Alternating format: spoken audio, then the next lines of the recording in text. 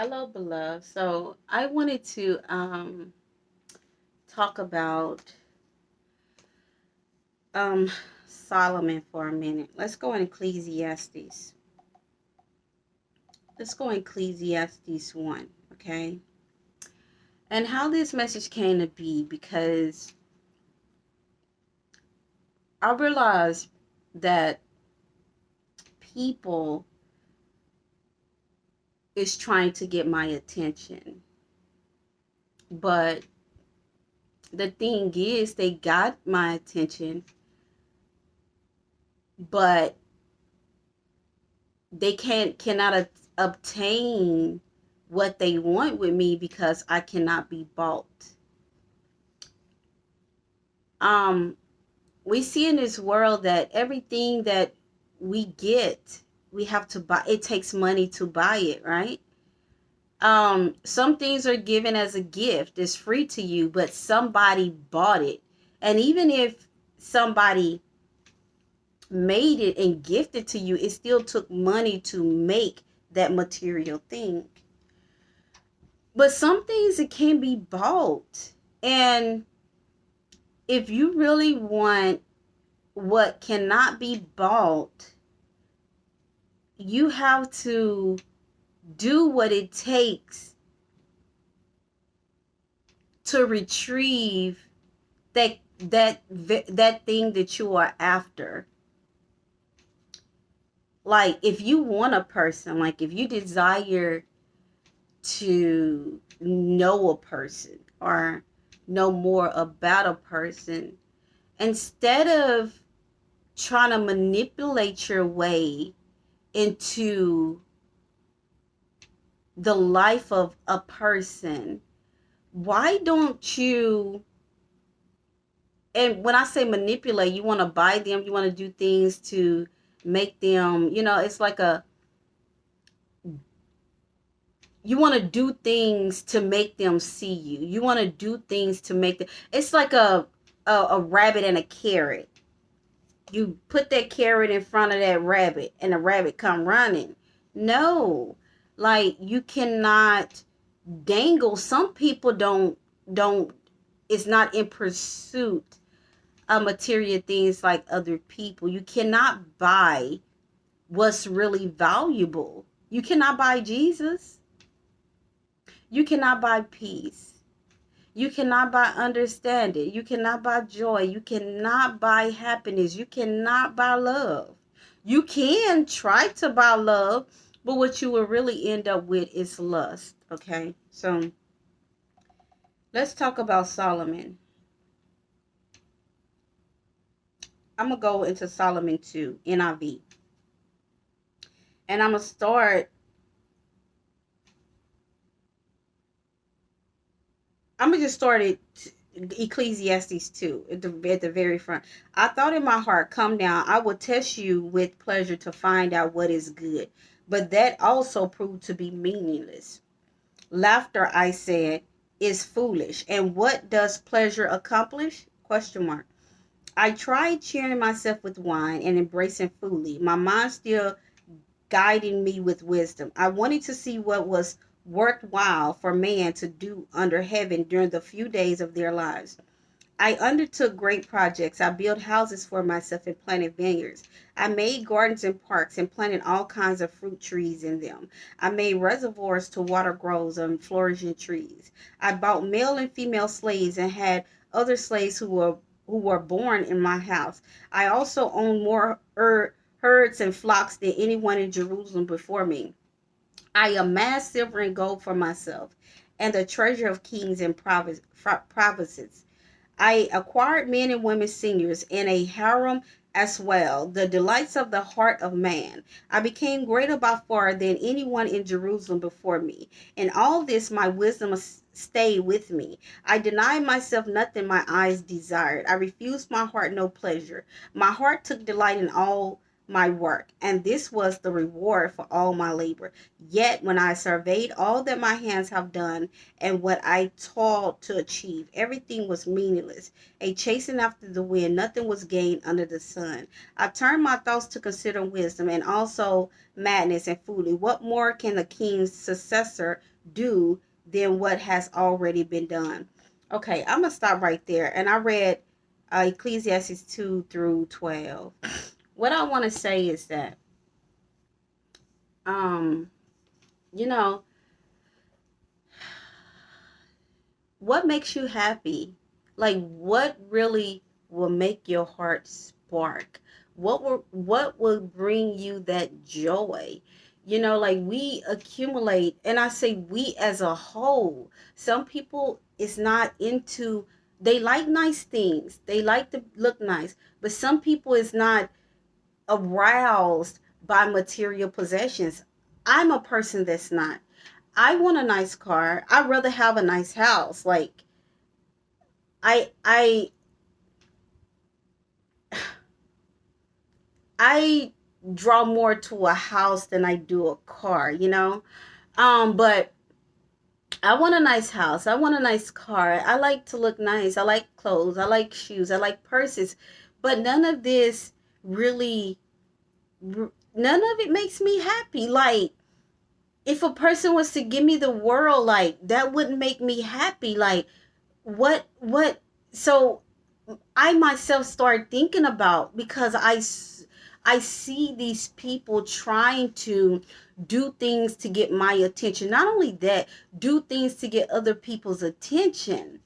And it's meaningless. You will spend a bunch of money trying to array yourself or trying to set a life for yourself, and while and trying to array yourself and trying to set a life for yourself, or make yourself look like a certain type of person that you think another person want. You will spend a lot of money doing that. All you really have to do is really be yourself and go to that person and be yourself. You do not have to try to array yourself or fix yourself to be this wonderful person. Because if we be in Christ, if anyone be in Christ and they see you because you want them to see you,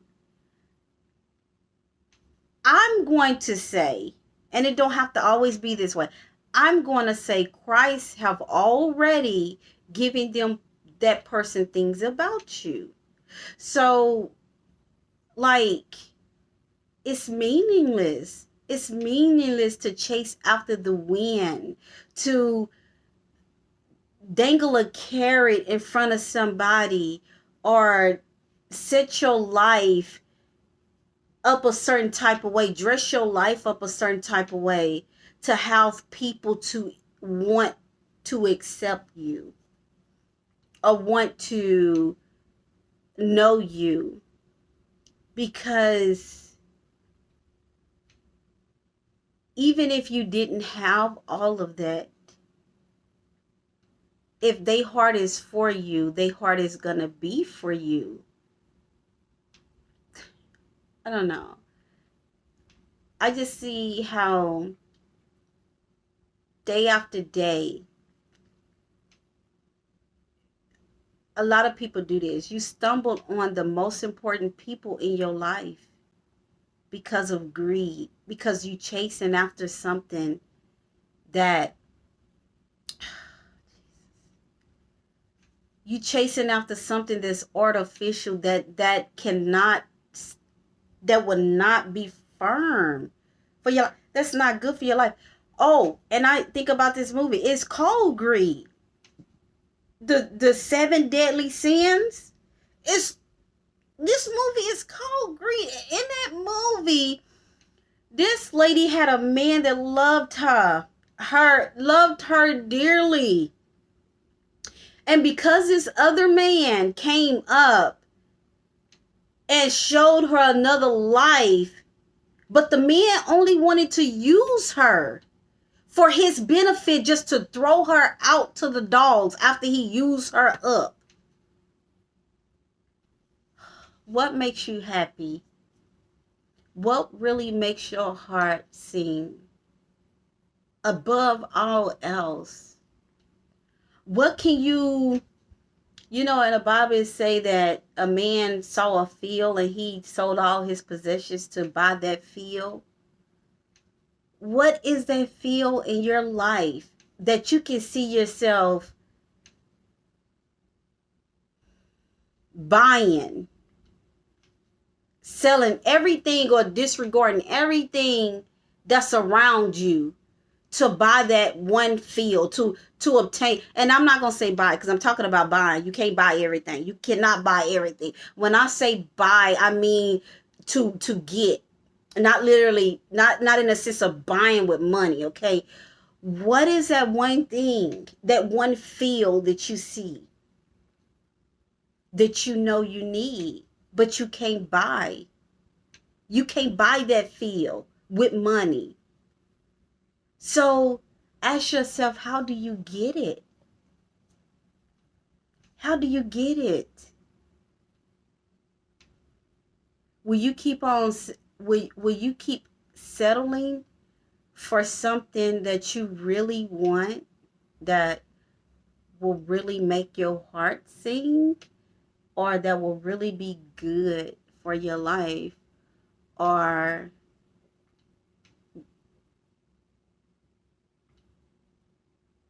would you figure out what it is that you need to do to obtain this treasure, that particular treasure? I don't know. It's just my thoughts. Like, so many things come and go. So many things we won't come and go, but what we need will endure to the end, and what we need we cannot buy. What we need we cannot buy. So how do you get what you really need for your life and you cannot buy it?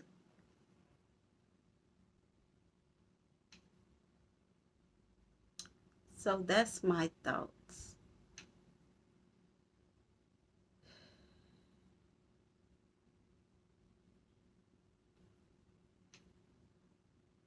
And you know what?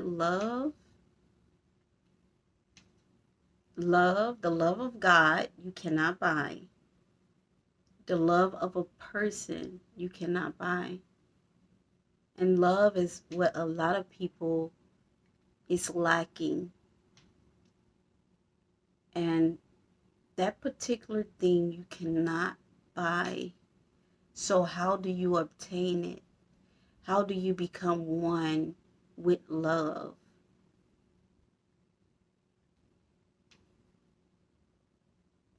I don't know. It's just my thoughts. Like, I don't know. What makes you happy? What makes you happy? If you didn't have no money right now, who in your life you can look at and it will still bring joy to your life, will be like your sunshine on a cloudy and drought day? Whomever that is, you cannot buy them. So how do you get them? You got to figure it out. Y'all have to figure it out. Y'all have to figure it out. And you can say, I know a lot of people say, well, I just won't have them. But you'll day after day, you'll be living in misery, trying to figure out how do, day after day, you will be in misery, chasing after the wind, building this and building that, and doing this and doing that. And every day you will go home living in misery because that one thing that you want, that you really need, not that you want, that you really need for your life, you cannot buy. So day after day, people, they look at you like you happy. You're not happy. You're really not happy. You're really deteriorating on the inside because you don't really have what you need for your life. That supplement that will help you to, or keep you filled. Of course we need Jesus, but Jesus put us here to um, Jesus put us here to be unified with someone. Um, and if you trying to get a person to see you, that means that it's something you want from them or something you see in them that you want. Especially it's been over a period of time. It's something that you want. It's something that you feel like you need from them. So how do you obtain it once again? Because you can't buy it. How do you get the field that will produce hundredfold crop, a harvest, hundredfold harvest?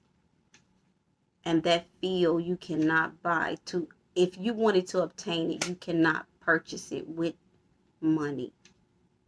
We gotta think about this. Okay, be blessed, y'all.